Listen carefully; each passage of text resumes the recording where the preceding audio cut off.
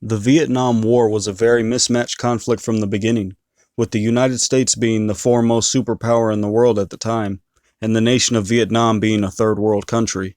The United States possessed the most advanced war technology in the world at the time, as well as having a very powerful economy to heavily invest in the war. The North Vietnamese Army, or NVA, and the Viet Cong, or VC, were supplied and partially funded by the communist governments of China, the Soviet Union, and North Korea, among other supporters. The North Vietnamese forces fought a mostly defensive fight with their limited air force, and were not able to launch many aggressive air raids like the United States were able to. The North Vietnamese also suffered from a very lackluster navy and a huge discrepancy as far as the number of tanks and artillery pieces when compared to the United States. The US's military capabilities were far more powerful when compared to the North Vietnamese forces in nearly every way possible. The United States had helicopter gunships capable of firing hundreds of rounds per minute, like the Bell UH-1, also known as the Huey, and the Huey's heavily armed cousin, the Bell AH-1G Huey Cobra. A magnificent fleet of bombers like the B-52 that shook the earth with its enormous bomb loads. Fighter bombers like the F-4 Phantoms that dropped napalm canisters by the ton. Tank units, artillery units, sniper and marksman teams, and usually at least one machine gunner and one M79 grenade launcher operator in most already well-equipped squads, belonging to massive battalions who regularly went on search and destroy operations, as well as massive Navy ships stationed off the coast that fired Volkswagen Beetle-sized shells at targets miles inland, and swift boats equipped with machine guns patrolling waterways and coastlines. The North Vietnamese forces should not have stood a chance when comparing the firepower. However, the North Vietnamese forces had the advantage nearly always when comparing fighting tactics. North Vietnamese forces had a wealth of knowledge about the terrain in Vietnam and applied guerrilla warfare and jungle fighting tactics to gain the upper hand in most combat engagements. North Vietnamese forces also declined to do battle as the Americans wished them to, refusing to take the bait and fight in the time and place of the United States choosing. North Vietnamese forces were tipped off to battles by preparatory artillery, roaring helicopters, and highly predictable ground patrol patterns. Viet Cong forces, for example, refused large-scale set-piece battles where odds were greatly against them. Instead, they took the bait to fight whenever and wherever it suited them. According to the Pentagon Papers, the Viet Cong surprised United States forces, dictating the time, place, and often the duration of combat engagements more than 78% of the time. This guerrilla warfare and jungle fighting tactics used by the Viet Cong and NVA was largely based in covert, well-planned operations. Ambushes and traps became more common in Vietnam as the war waged on.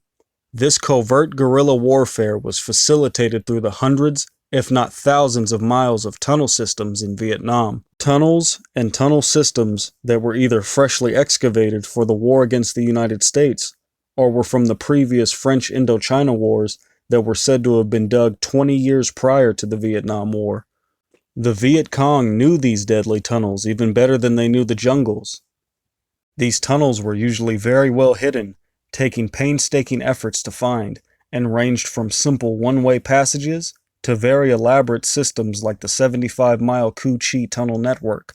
These tunnels posed a very serious strategic threat to the United States, with the North Vietnamese forces being able to launch ambushes from these tunnels, being able to conceal themselves and vanish from the United States' many threats previously mentioned. It also gave the North Vietnamese forces the ability to travel undetected, especially after completing an ambush and being hunted by United States soldiers.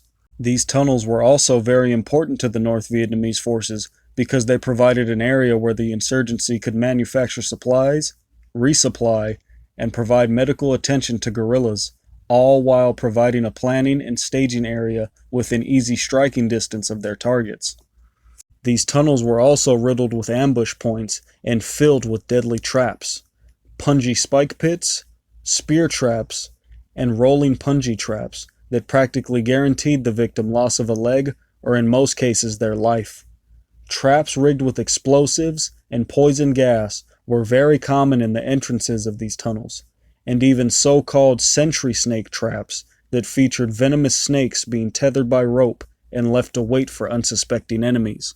Beside the fact that many tunnel entrances were booby-trapped, another problem the United States forces faced was the fact that tunnel entrances, either a trap door or a hole in the earth, had been designed small compared to the size of the average United States soldier.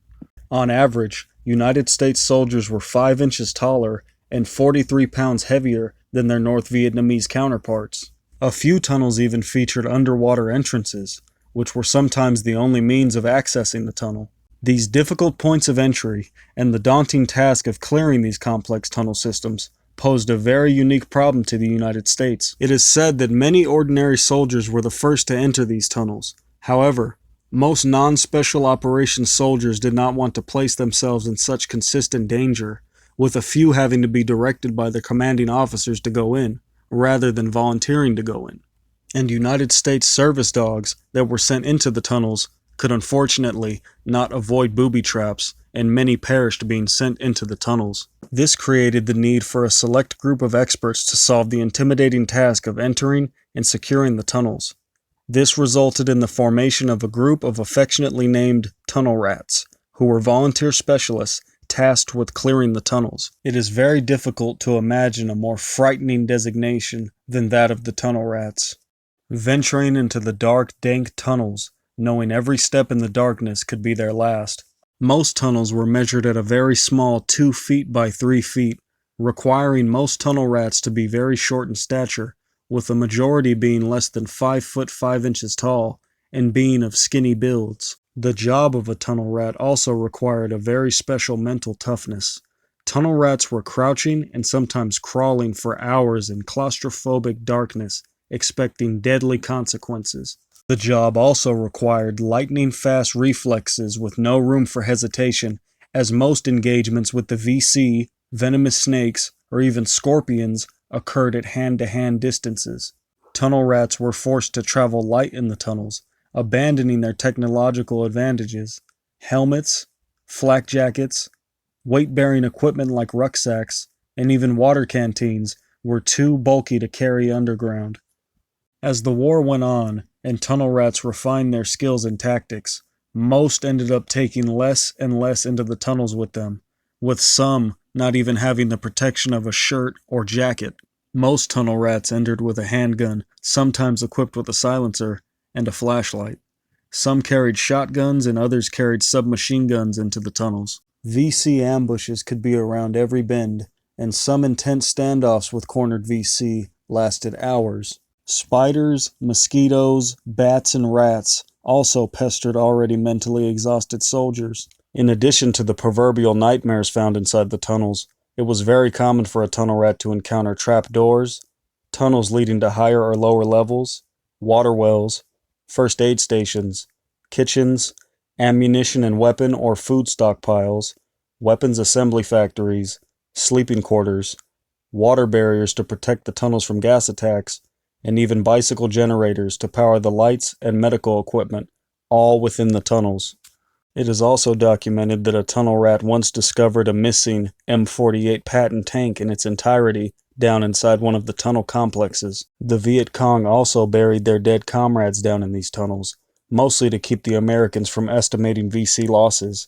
The dead were buried as soon as possible, sometimes directly into the wall. Due to the harsh Vietnamese humidity, these bodies quickly decayed, filling the tunnels with a very distinct and disturbing stench to greet those who entered. By the end of the war, it is estimated that over 12,000 Viet Cong were killed down in these tunnels. Documents also show a large number of VC were captured alive in these tunnels, including high-ranking officers. A total of 700 tunnel rats served in Vietnam, with 36 being killed in action, and over 200 more being injured. These tunnel rats, other soldiers who braved the tunnels, and canine units that were sent in were some of the bravest soldiers that fought for the United States during the Vietnam War, and should not be forgotten. Thank you for watching. If you enjoyed the video, please hit that like button and subscribe for more content. This is the best way to support the channel. If there are any veterans out there or enthusiasts of the Vietnam War with knowledge of these tunnels, please comment below. I look forward to having discussions with the audience. Thank you very much again for watching. Hodor at Hold the Door Show signing off. Take care.